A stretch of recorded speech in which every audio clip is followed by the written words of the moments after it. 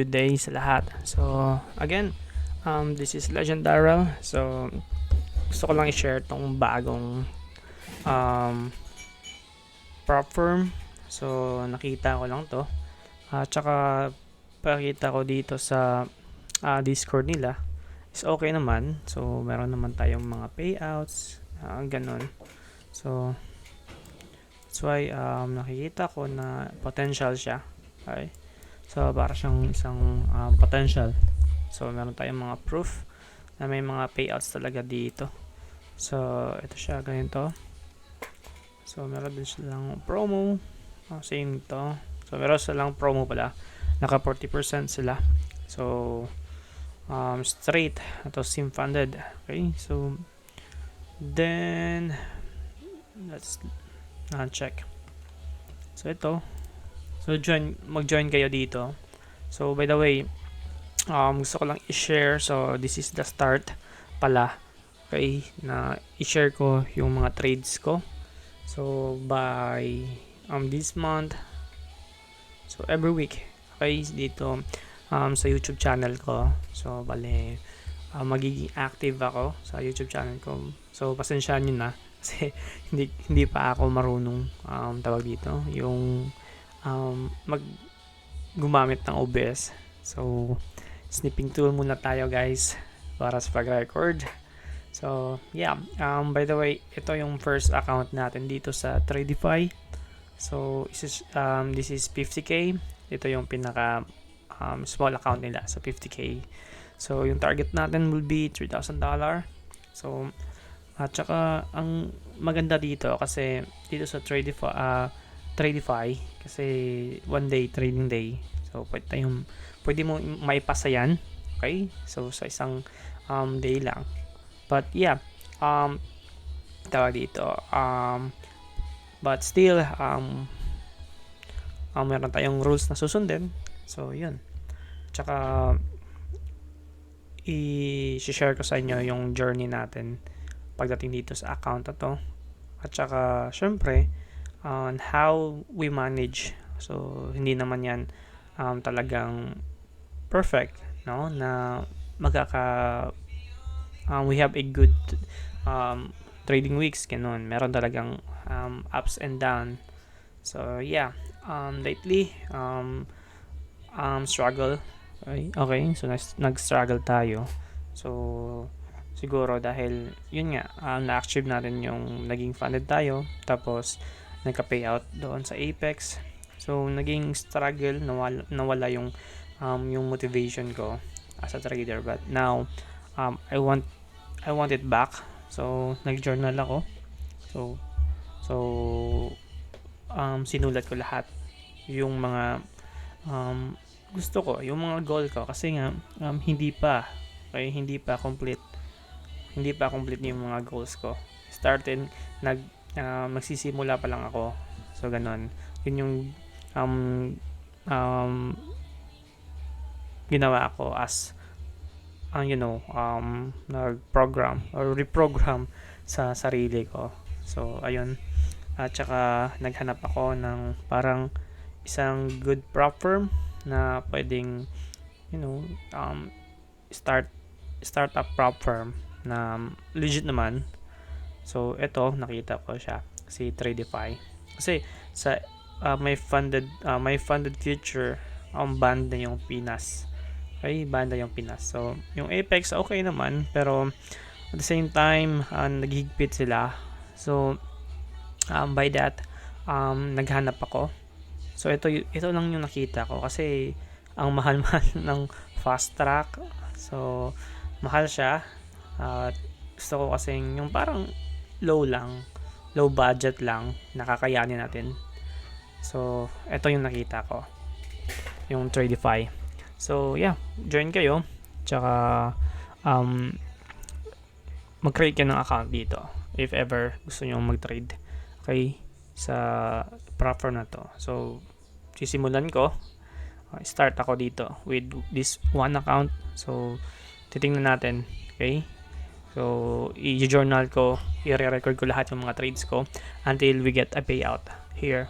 So, ito yung parang motivate ko yung sarili ko. I-motivate ko yung sarili ko na, again, we aim for payouts, we aim for, financial freedom.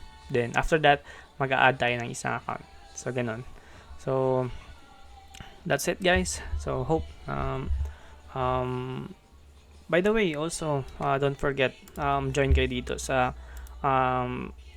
tawag dito, join kayo dito sa Discord ko, free lang. So, meron akong mga trades dito. Makikita nyo, ito yung mga trades ko dito. Then, we have the free community, which is here. So, madaming malalakas dito ng mga ICT traders. So, isa na doon the surgical trader. So, yan yung mentor ko. So, siya nang naturo sa akin, psychology, mindset, ganun. Then, the rest is history. So, ganun. Then, meron tayong si Trades by Mark. So, meron din siyang community at nagda-live din siya sa TikTok. So, malalakas to. Nandito. Tapos, ibang students ni TST. Ito, sila Finch. Si Dong IFX. So, madami pa. So, still, also me, gumawa din ako ng own community ko. So, we have a opening program as well. So, more on focus tayo sa Nasdaq. Okay? So, yung program ng mentorship natin is helping, okay, ikaw mismo mag-build ng own habit, or hindi own habit, kundi yung good habit, okay, sa pagte-trade. So, hindi lang yung strategy or yung concept yung ituturo ko sa inyo. Bagkos, kasama na din yung building a good habits. So, yun yung parang nag-help, no, sa akin. So, sa naging funded ako, tapos nagka-pay out, ganun.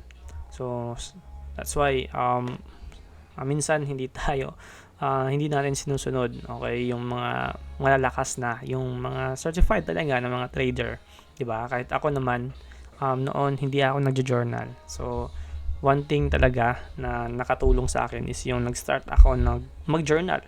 So, nagjo-journal naman ako noon, ginagamit ko yung spreadsheet niya noon, ganun. Pero at the same time, dahil nga nasa computer, nasa desktop siya, hindi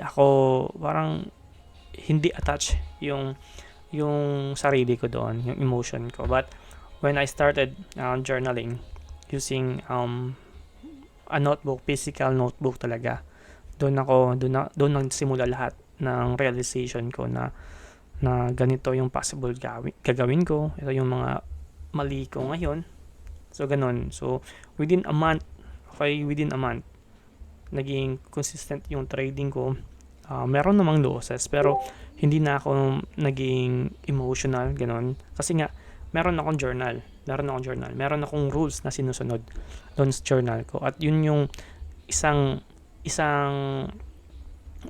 way na naging disiplinado ako. Okay?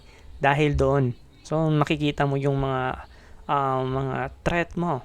Okay? Kasi, opportunity versus threat tayo, di ba? So, yun yung masasabi ko. So, building a good habits. That's the main thing talaga when it comes to trading. You versus you. Yun yung sinasabi nila.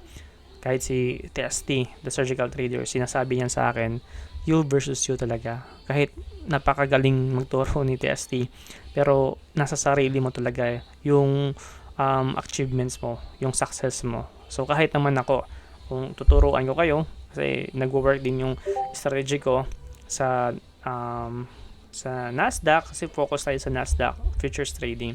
So, kahit na nagwo-work yun, pero kung hindi ka magiging disiplinado, talagang wala siya. Okay, useless talaga. So, when it comes to the program sa mentorship ko, i-help ko kayo, ikaw mismo, na mag-build ng good habits. So, ganun. So, pero, of course, tumutulong naman tayo for free dito. Okay? Magda-live session din tayo dito every week, weekly session. So, ito yun. So, yeah, that's it. And thank you so much, guys. So, looking forward na mag-join kayo dito. At of course, taking advantage naman sa mga trading, sa mga prop firms. Okay, so kung katulad mo ako, so kasi ako hindi ko gusto sasayangin yung pera ko para yung maglalagay ako ng capital sa isang trading platform. Tapos alam mo naman, kahit alam mo na kaya mong palaguin yun, pero for me, meron naman tayong opportunity, no, sa mga prop firm trading natin. So why not na i-grab yung opportunity na doon. So it makes you, meron kang rules na sinusunod. So unlike kung own money mo lang, sometimes when you trade, na emotionally attached ka na, sometimes malilimutan mo yung mga rules mo, yung mga trading strategy mo. I mean, meron kang trading strategy, pero dahil nga emotionally attached ka, sometimes mawawala yung risk management, yung pagsunod mo ng rules mo, ng mga trading rules mo. So malaking impact yon. So isa yun sa mga bad habits talaga. So for me, I'd go with prop firms kasi isa yan sa mga opportunity na pwedeng pasukan sa isang small trader. So katulad ko, na umaasa lamang sa payouts. So magkaka-payouts ka lang kung magiging disiplinado ka. Okay? So building a good habits, ika nga. So yun. Okay? So hope to see you here. So bago lang tong community natin. Last week ko lang to ginawa, pero dahil meron tayong mga mabubuti at malalakas na mga kasama ng mga trader, so ayun, naging potential dumami din yung tawag dito, yung members natin. So some of this is mga funded trader na talaga, so malalakas na talaga. Tsaka kung meron kayong mga questions, so about prop firms, about trading, about Nasdaq, so Forex, so ito, join kayo dito. Tsaka dito, gumawa din kami ng free community as well. So malalakas to, mga trader na to.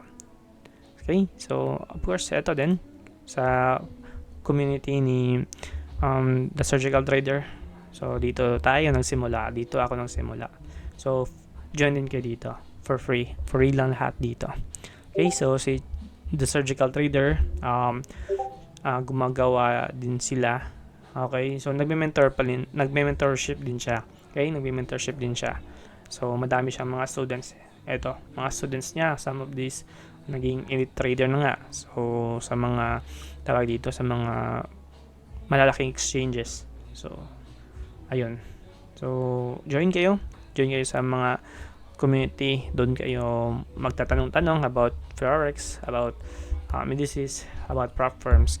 So welcome kayo doon. So join kayo sa mga community na yon. So ayun, yun lang. Thank you so much, guys. At saka ito yung start natin. Okay, so i-update ko kayo weekly sa mga sa account na to. Alright, so yeah, that's it. Thank you so much.